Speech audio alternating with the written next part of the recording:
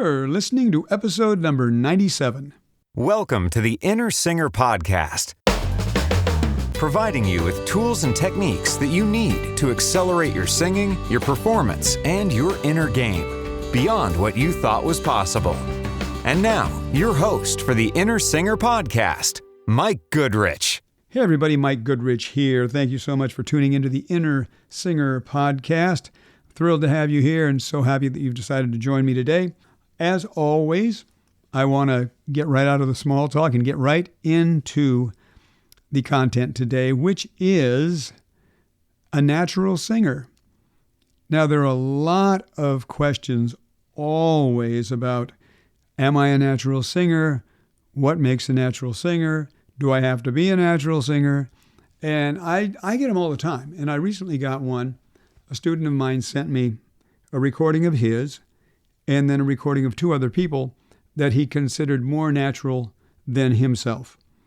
And I understand this, and so I wanted to pay some attention to this whole idea of natural singer, because I believe, really, what we're thinking about when we think of natural singer, what I used to think about when I thought about it, was somebody who just sang really great without any lessons. They just rolled out of bed one day, said, I think I'll be a singer, and they were great. And, you know, there are those. Now, even those people get better and better and better and better, right? By the time we finally hear them, they've had some time to refine and grow as singers and artists and what have you. But yeah, there definitely are those that roll out of bed one day and sing. There are those who sing around a little bit and their friends hear them and say, hey, you're really good. You should be a singer. There are those who've had that kind of experience as opera singers even, and had somebody say, hey, you should enter an opera contest. And they do, and they win, and they go on to have a great Metropolitan Opera career. There are those who became rock singers that way. They were the musician in the band. The singer quit. They were the guitarist. They decided, well, we need a singer, I'll sing. They turned out to be great. Okay, so I know that happens all the time. But that's not a strategy, and it's nothing to condemn yourself for if that doesn't happen to you. That did not happen to me. Many of you know my story, so I won't go into it now, but there is no reason for me to have ever continued singing as bad as I was when I started. And I was pretty good at everything else. I got good at guitar, good at drums, good at piano. I mean, for a hack, I wasn't really great at anything, but singing I was really bad at. So it's absurd, to all intents and purposes, that I'm sitting here recording a podcast and having taught for over 33 years and performed all over the place. So it's ridiculous, right? But I'm living proof sitting here talking to you right now. And I'm relatively sure I'm sitting here talking to you right now. So I'm living proof that you do not have to be what anybody thinks of as a natural singer. Let me tell you what I was good at. I had good pitch. There you go. I think that's a pretty short list right there. Good timing, because I was a drummer. No phrasing, no high notes. I'm not going to go into it because I've talked about that before. But trust me on this. I was not what one would refer to as a natural-born singer. So there you go. And now I probably can do darn near anything any of these natural singers can do. And you know what's cool about it is I know why I can do it.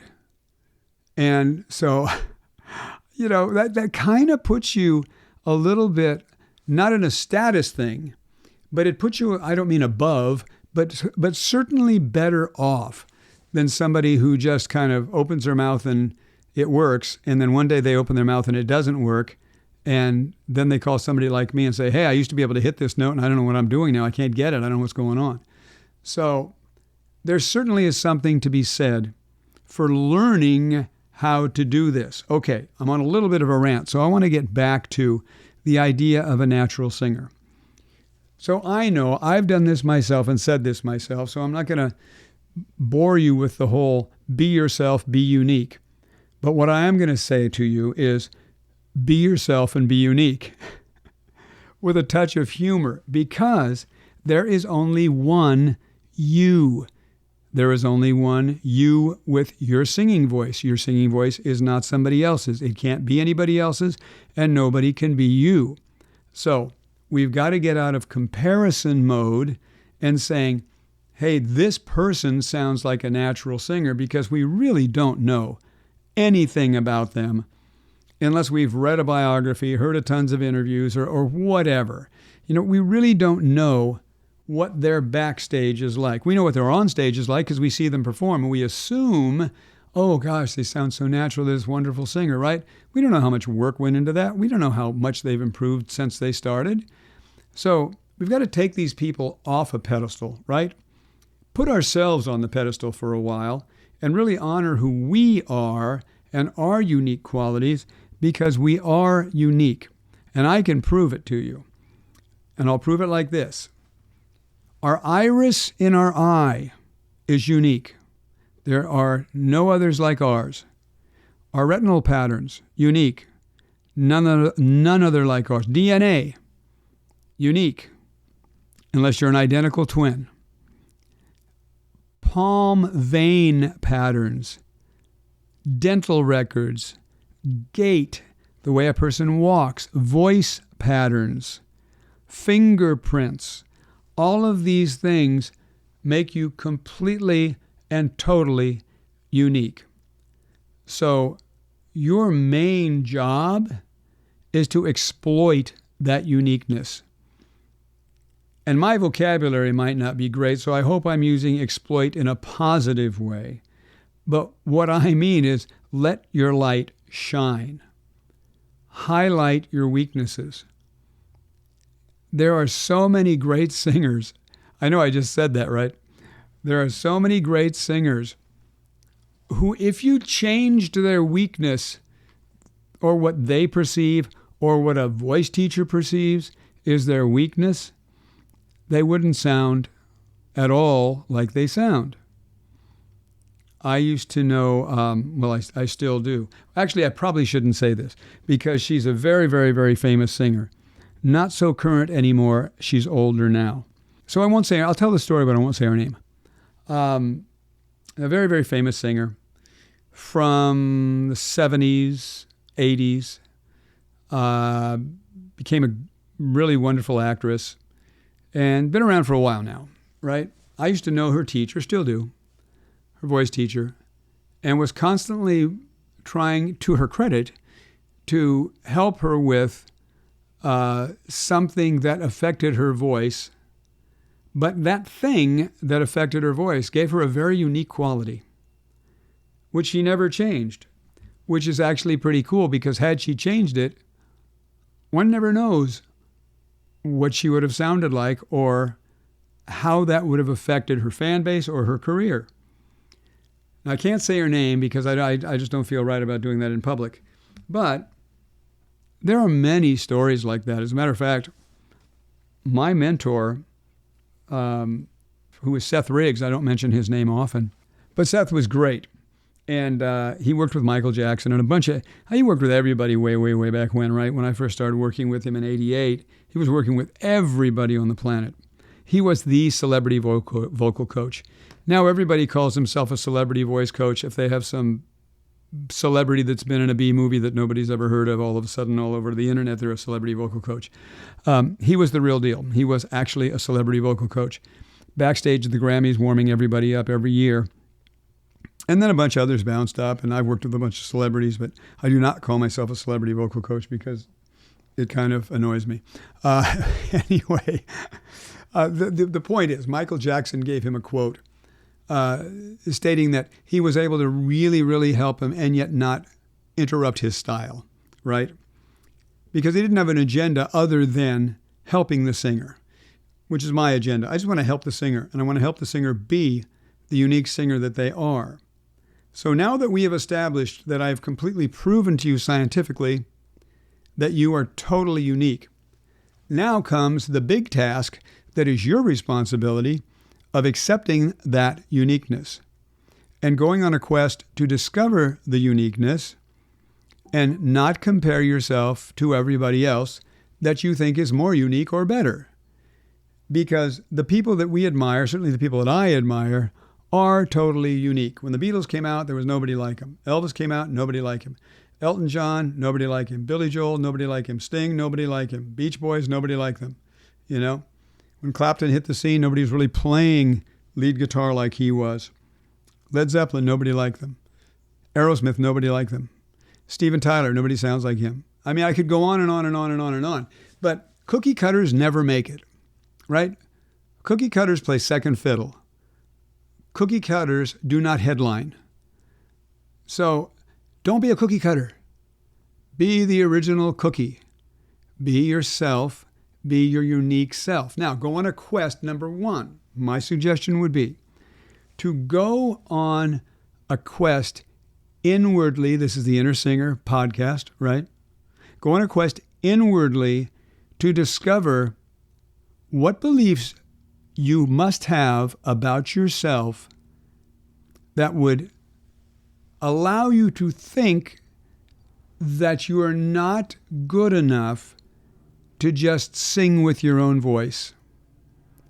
What beliefs do you have to have about yourself and your voice that would make you think that somebody else is better, or you'd be better off if you had that person's talent or that person's voice, rather than really digging in and doing the work to discover inwardly and outwardly, in other words, the inner work and the outer work on your voice, who you are.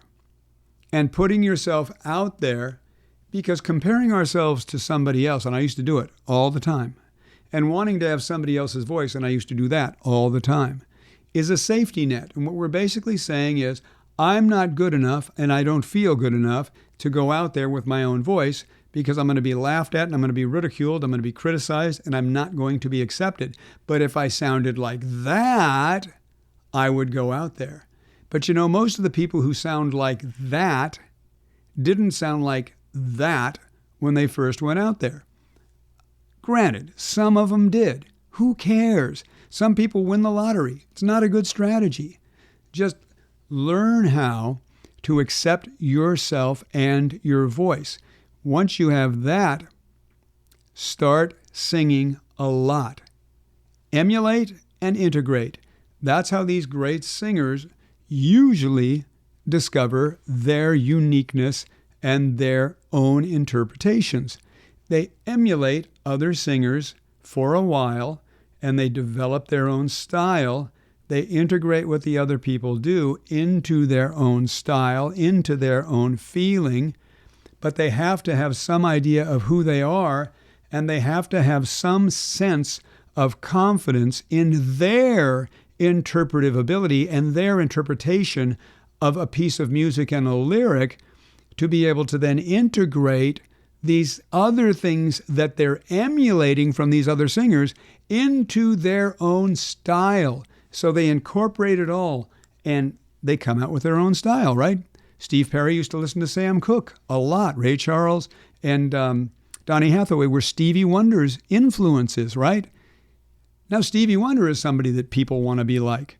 Well, he wanted to be like those guys. Billy Joel wanted to sing like Ray Charles.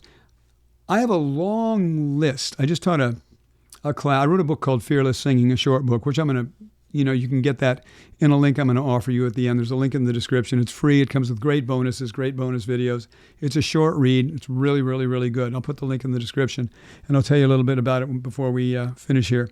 But the point is that I made a long list for this class that I taught of singers that didn't like their voices. Literally don't like their own voices. And I'm going to go through a few of these now just for fun. And let's see if you can tell me who said these things. Here we go. First, my voice is the instrument that I really dislike. I hate the sound of my own voice. Any idea? John Lennon. I've never liked the sound of my own voice. I don't like listening to myself. Adele. I did a tremendous amount of research on the internet to try and find these. So if some of these are mistaken, my apologies. Not everything you read on the internet is true, although I checked everything I could check, and I checked book quotes because I didn't want to be wrong. I probably shouldn't be saying all this stuff in a podcast. I taught it in a class. But the point is There are so many people that don't like their voice. Bruce Springsteen said, about my voice, first of all, I don't have much of one. I couldn't believe that when I read it. Now, here's a Billy Joel quote. Billy Joel is open as a book about this. He says, when you're competent and you live in an age where there's a lot of incompetence, it makes you appear extraordinary. So he said that. And he goes down as one of the ones who has said many, many, many times, I don't like my voice. I consider myself a piano player, not a singer. He wanted to sound like Ray Charles, right? When he writes a song, he imagines somebody else singing it. Anyway, these are people that are great singers. They're great artists in my mind. Oh, I love this guy. This one here is really fun. This is Tom York, Radiohead. I love that guy's voice. And he says, I remember I recorded fake plastic trees on my own to begin with. Then when we came together to listen to it, the others said, we'll use that. And I was like, no, we can't use that. It's too vulnerable. That's too much me. So even these amazing singers and songwriters have these feelings of insecurity, right? It's really incredible to watch. So our main job in this really doesn't have as much to do with singing as it has to do with working with ourselves to be able to discover how we can love ourselves and love our voice. And what belief do we have to be carrying around that would prevent us from doing that? Why are we not our own favorite singer? Why? Is it some kind of an ego thing, a false humility? Were we brought up to just think that we're not very good? I know there are a lot of people have been told things by parents, by friends, or they were supposed to be friends, or teachers, or clergy of some kind, just how horrible everybody is, that we are. I don't mean that to slight religion in any way, shape, or form. I'm just saying, in all aspects of leadership, we have been told that we're not good enough, right? We have to step up to the plate and say, you know what? Those are all beliefs, and I can choose to believe that or not. And if you want to be a natural singer, you must consider choosing not to believe that and choose that you are worthy, you have a fantastic, unique instrument, a way to express yourself and the lyric of a song, and if you're a songwriter, a song that you write different and more unique than anybody else on the planet, just like your fingerprint, just like your voice print, just like your dental records, just like your DNA, just like everything else is completely unique, so is your voice, so is your interpretation. If you exist, you are valid in existence. And we are all puzzle pieces in the giant jigsaw puzzle of life. And if we try and alter that piece of the puzzle, it's not going to fit properly, and we cheat everybody out of seeing the whole picture as much as we cheat ourselves. I took that analogy from a fellow named Bashar. That's all I'll say. If you want to research Bashar, that's up to you. But I want to give credit to that. That is not my analogy, but I absolutely love it, that we are individual puzzle pieces in a giant, wonderful, beautiful puzzle. And if we alter the piece, mean we try to be somebody else who we're not our authentic self, we're not going to fit in. And by not fitting in the way we're meant to fit in, by being our authentic self, we're going to rob everybody else of seeing the picture in its full beauty, the way it should be, because we're trying to be another piece. Don't try to be another piece of the puzzle. Be your own piece of the puzzle. Go on a self-discovery to figure out what that is. Go on a self-discovery to figure out what that is as far as your voice goes. Sing a lot. Emulate. Even imitate if you're just starting out trying to figure out what your style is. Play around, no holes barred. Everything is fair as you're trying to do this. Incorporate everything, play, have fun. Dive into the lyric. It has a lot to do with that. You know, when you stop thinking so much about your voice and the sound of your voice and did I get this high note or any of that, and you start thinking about the communication of the lyric and the song and the feeling and the emotion, that's what's going to start turning you into a really natural singer. That's what's going to take you head and shoulders above what others do when the others are just thinking about their voice. You know, this show, The Voice, it's not about the voice. Nobody ever turns around just because it's a great voice. Who cares? There are a million great voices around. I can tell you that some of the best voices I've ever heard will never have a career. And it's because of what we're talking about. I have singers all the time come in and they bring a recording of their favorite singer and they say, I want to be able to do this. I wish I was as good as this person. I listen to the recording and I listen to them. I look them square in the face and I say, you're better than they are already. You just don't believe it. You can do things with your voice that they can't do. Make them want to be like you. Stop this wanting to be like everybody else. I know I'm really on a soapbox here and I'm a little bit on a rant, and I don't mean to be getting in your face about this. Everything I say to you, I say to myself as well, and I have said to myself, right? I don't really try to be anybody else now, which is cool. So I can speak from experience with all this, but I was there for years and years and years, and it was a very discouraging, frustrating place to be until I finally accepted my own voice, my own unique sound, and fell in love with what I'm able to do in my interpretations. And some of that came from accepting what I was perceiving as weaknesses. I couldn't do it like the other guy. Well, if I can't do it like the other guy, what can I do with this? And I would discover new ways of doing it, new interpretations, new things with my voice, new feelings. And many times, I would be led into finding something I never would have found if I could have done it just like that guy, right? And I'd like it better. I say, oh my gosh, I never would have discovered this if I could have done it like him. But the fact I couldn't do it like him, my perceived weakness, I looked at as something that I could take advantage of. Well, let's find my way to do it. How can I do this? Rather than just saying, oh, it's just another song I can't sing. No, is there a way I can do this? And then I would find a way to do it, and it would be great and exciting and fun, and I'd fall in love with it. So that's what I want for you, but you got to take the first step. You have to absolutely do the inner work, figure out what's going on that would keep you from feeling like you're a natural singer.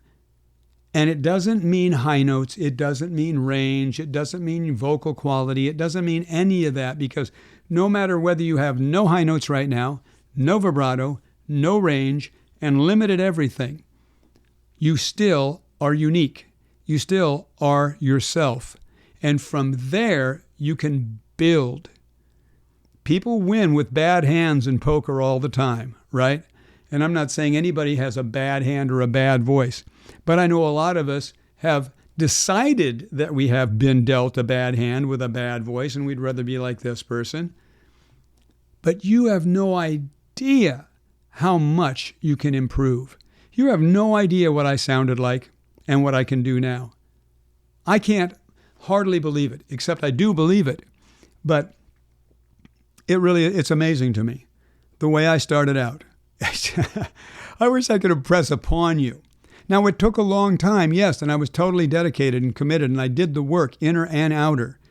And sometimes that's what it takes. So you also have to be really honest with yourself and say, hey, if I'm not in my mind the singer that I want to be, and it's going to take this much work, do I want to put the work in to get to be the singer that I want to be? And be really, really honest with yourself, because there's no judgment. Don't even judge yourself. If you say, I don't really, then be okay with where you are and stop beating yourself up for not being better than you are when you're only willing to put in this much work to get this good. But if you're willing to go the extra mile and you want to treat this like you're joining the Olympics and you're willing to do anything it takes to get your voice really, really going, then do the inner work, do the outer work, and you will be amazed how far you can take this. Okay? Anyway, that's my speech for today. I hope you got something out of this. I know I was a little passionate about this. It's a very passionate subject for me, and I love it. I just love doing all this stuff. I alluded to my Fearless Singing book. If you want to get my Fearless Singing book, it's a quick read. You can read it in less than an hour. It will talk about mindset, technique, performance. It comes with amazing bonus videos. It's a great book, and it comes with great videos. And it's free, and you can download it at the link that will be in the description of this podcast. So, not spend any more time on this, but go do some inner work, do some outer work, and be the natural, amazing, fantastic, phenomenal singer that you are. Have fun. I'll see you next time. Thank you for listening to the Inner Singer Podcast. And please share this with all of your singing friends. And head on over to iTunes and subscribe. And if you found it of value, give us a nice rating. Thanks so much.